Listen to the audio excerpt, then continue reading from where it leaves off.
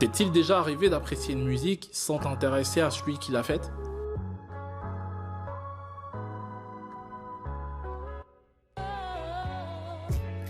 Après la création de l'univers, Dieu a continué à façonner et réguler tout ce qui existe aujourd'hui. On peut le voir dans les premiers chapitres de la Bible. Par exemple, Dieu dit encore que les eaux qui sont au-dessus du ciel se rassemblent en un lieu unique pour que le continent paraisse. Ou alors on peut encore lire dans un autre livre de la Bible qui s'appelle Job, que Dieu s'adresse à cet homme en disant ceci: qui a fermé la porte au flot de l'océan quand il naissait en jaillissant des profondeurs?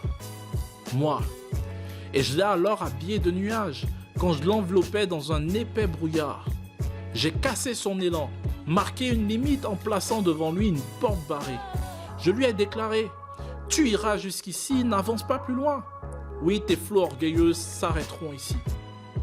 Une fois dans ta vie, as-tu donné des ordres au jour pour qu'il se lève?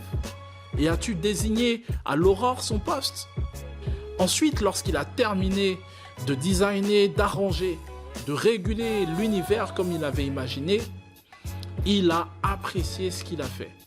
Et là encore, la Bible dit très clairement, on peut lire dans Genèse, Dieu constata que tout ce qu'il avait fait était une très bonne chose.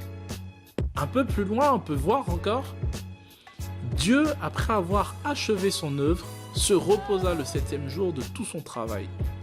Il fit de ce 7e jour un jour béni, un jour qui lui est réservé, car il s'y reposa de tout son travail de créateur. Pour finir, ce qui est Dieu, à chaque fois que tu apprécies la nature dans toute sa splendeur, apprécie et valorise le génie de son créateur.